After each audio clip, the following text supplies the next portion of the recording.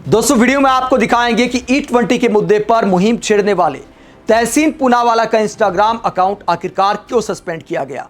Instagram account suspend होने के बाद E20 पर तहसीन पूनावाला ने पीएम मोदी और नितिन गडकरी को सुनाया है और सवाल पूछा है कि मैंने ऐसा क्या गुनाह किया जो मेरा इंस्टाग्राम अकाउंट सस्पेंड कर दिया गया। पीएम मोदी पर तंज कसते हुए तहसीन क्या कहते हैं, बयान आगे आपको दिखाएंगे। पहले आपको सुनाते हैं कि संसद में एक सांसद के सवाल के जवाब में सरकार ने E20 फ्यूल को लेकर क्या क्या बोला है। नितिन गडकरी की तरफ से क्या जवाब दिया गया है देश की संसद में। नितिन गडकरी ने E20 के मुद्दे पर कहा कि E20 पेट्रोल के कांड, वाहन के माइलेज पर पड़ने वाले प्रभाव को लेकर उठी चिंताओं के संबंध में ऑटोमोबाइल कंपनियों और वाहन परीक्षण एजेंसियों ने स्पष्ट किया है कि माइलेज केवल ईंधन के प्रकार पर निर्भर नहीं करता बल्कि कई अन्य कारकों से भी प्रभावित होता है।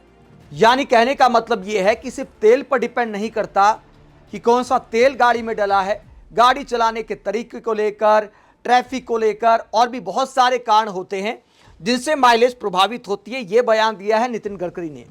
आगे वो कहते हैं, Indian Oil Corporation, Indian Institute of Petroleum Dehradun, Society of Indian Automobile Manufacturers और Automotive Research Association of India ने मिलकर 2 पहिया और 4 पहिया वाहन पर E20 के प्रभाव का अध्ययन किया।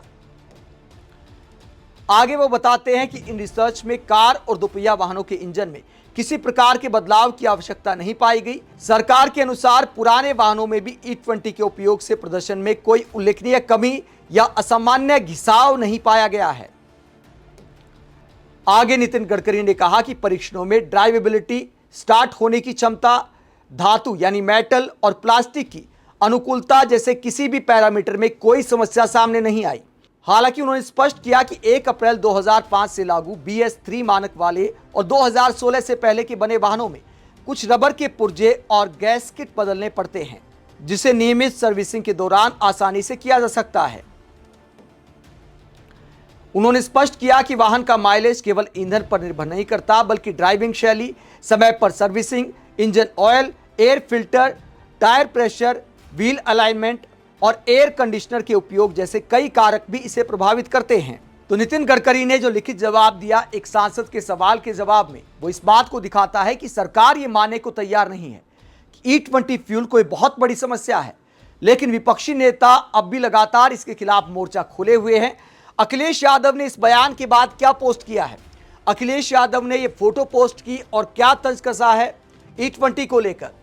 अखिलेश यादव ने अपनी पार्टी का जो चुनाव चिन्ह है, जो सिंबल है साइकिल, उसे पोस्ट करते हुए कहा कि साइकिल की रफ्तार जोरदार है क्योंकि साइकिल E20 से आजाद है। अखिलेश यादव ये तंज कसते हैं। वहीं अरविंद केजरीवाल क्या आरोप लगाते हैं, अरविंद केजरीवाल ने आरोप लगाया कि मैंने 29 कार कंपनियों को जो लेटर लिखा था कि E20 की वजह से क्या फर्क पड़ा है और जो आपने प्रेस कॉन्फ्रेंस की, क्या उसमें झूठ बोला गया था, क्या आप लिखित गारंटी दे सकते हैं। ये सारे सवाल अरविंद केजरीवाल ने कार कंपनियों से किए थे। उसके बाद उन्होंने प्रेस कॉन्फ्रेंस की और यह आरोप लगाया कि कार कंपनियों की तरफ से मुझे बताया गया, मतलब आधिकारिक तौर पर नहीं बताया गया। अरविंद केजरीवाल ने दावा किया कि फोन पर बातचीत के दौरान यह कहा गया कि देखिए, हम सच तो बोलना चाहते लेकिन मोदी सरकार डराती है। इस तरह का आरोप अरविंद केजरीवाल ने लगाया। इसके अलावा टाउन हॉल एक कार्यक्रम करने वाले थे E20 के मुद्दे पर। केजरीवाल आम आदमी पार्टी का एक कार्यक्रम था। अरविंद केजरीवाल आरोप लगाते हैं कि पुलिस भेजकर अब इसे रोकने की कोशिश की जा रही है। परमिशन वाला मामला फंसा दिया गया है, जबकि इंदौर इस तरह के इवेंट में पहले परमिशन वाला कोई झंझट नहीं था। अरविंद केजरीवाल क्या आरोप लगाते हैं, जरा सुनिए। Hello everyone. तो प्रधानमंत्री जी डर गए। सैटरडे को अपना जो national town hall against E20 हो रहा है ना, पुलिस को भेज के उसको रोकने की कोशिश की जा रही है। मैं प्रधानमंत्री जी को कहना चाहता हूं कि अभी लोगों ने आपको दिखाया, इस देश के लोगों ने दिखाया कि आपकी पुलिस से कोई नहीं डरता, आपकी CRPF से, आपके डंडों से, आपकी जेल से कोई नहीं डरता। तो ये डराने की कोशिश मत करो। टाउन हॉल तो होगा और E20 भी आपको वापस लेना पड़ेगा। आपकी मर्जी, आप तय कर लो। आप अभी लेते हो कि थोड़े दिन बाद लोगे, अपनी मर्जी से लेते हो कि जनता के प्रोटेस्ट करने पे लोगे। टाउन हॉल होगा। हमने टाउन हॉल के लिए ऐलान किया तो वो कॉन्स्टिट्यूशन क्लब के पास पहुंच गई पुलिस, कहती है कि इनकी कैंसिल कर दो परमिशन। कंस्टिट्यूशन क्लब वालों ने बोला कि इन्होंने पेमेंट कर रखी है, बाकायदा ऑफिशियल परमिशन हम कैंसिल नहीं कर सकते। अब पुलिस का हमारे पास फोन आया कि आप लोग परमिशन मांगो पुलिस से। किस चीज की परमिशन?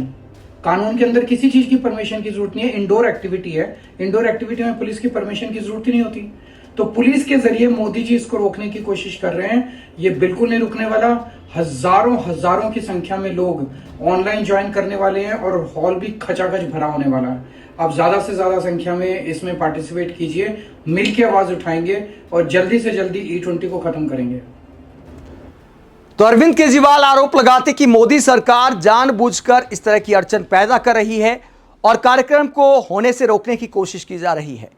वहीं 31 जुलाई को तहसीन पूनावाला ने भी ये ऐलान किया था कि हरदीप पुरी और नितिन गडकरी के घर का चक्कर लगाएंगे, गाड़ी मार्च करेंगे, लेकिन उनका इंस्टाग्राम अकाउंट सस्पेंड कर दिया गया है, जिसके बाद वो गुस्से में पोस्ट करते हैं और ये दिखाते हैं कि देखिए सरकार किस तरह आवाज़ दबाने की कोशिश की जा रही है। एक तरफ प्रधानमंत्री ने रील बनाने की शुरुआत की है और हमारे जैसे लोग जो जनता के मुद्दों पर रील बनाते हैं उनके अकाउंट सस्पेंड किए जा रहे हैं। ये स्क्रीनशॉट दिखाया तहसीन पूनावाला ने और ये बताया गया है कि तहसीन पूनावाला का इंस्टाग्राम अकाउंट सस्पेंड कर दिया गया है।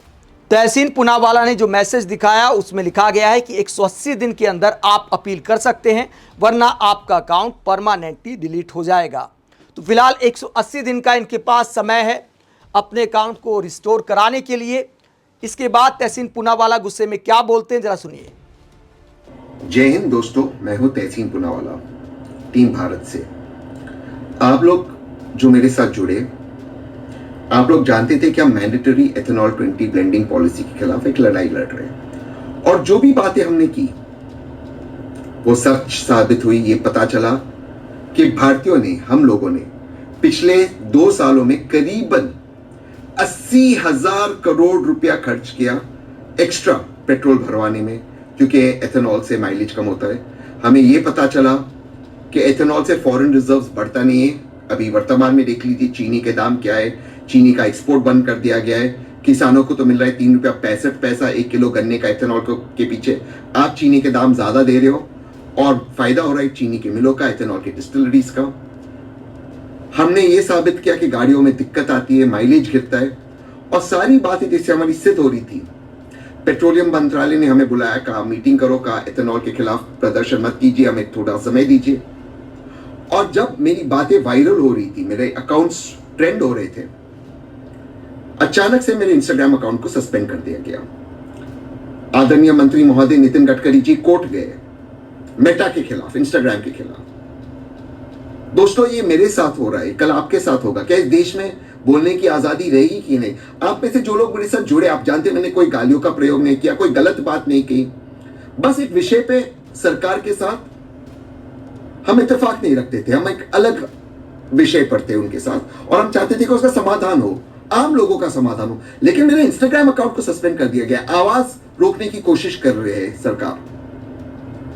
क्या ये होना चाहिए? आप लोग मेरे साथ जुड़िएगा। अभी पुलिस मुझे पार्लियामेंट के पास भी नहीं जाने दे रही है, लेकिन मैं अपनी आवाज बंद नहीं करूंगा। मैं कहना चाहता हूं कि मैं आदरणीय नितिन गडकरी जी आपसे नहीं डरता हूं, बिल्कुल नहीं डरता हूं आपसे नितिन गडकरी जी। आप जितना कर सकते करिए साहब, मेरा प्रयास चालू रहेगा। एथेनॉल पॉलिसी गलत है, आप मुझे जेल में बंद कीजिए, आप जो कर सकते सर कीजिए, मैं आपके खिलाफ लड़ता रहूंगा। मैं हूं तहसीन पूनावाला। जय हिंद, जय भारत। तो तहसीन पूनावाला गुस्से में है और सवाल करते हैं कि मैंने तो कोई गालियों का इस्तेमाल भी नहीं किया, सभ्य भाषा में जनता का मुद्दा उठा रहा हूं, तो आखिरकार मेरा इंस्टाग्राम अकाउंट सस्पेंड क्यों कर दिया गया? क्या ये अभिव्यक्ति की आज़ादी के तहत आता है? आप इस पूरे मुद्दे को लेकर क्या सोचते हैं? कमेंट बॉक्स में अपनी राय जरूर दें, साथ ही चैनल को सब्सक्राइब भी करें। नमस्कार।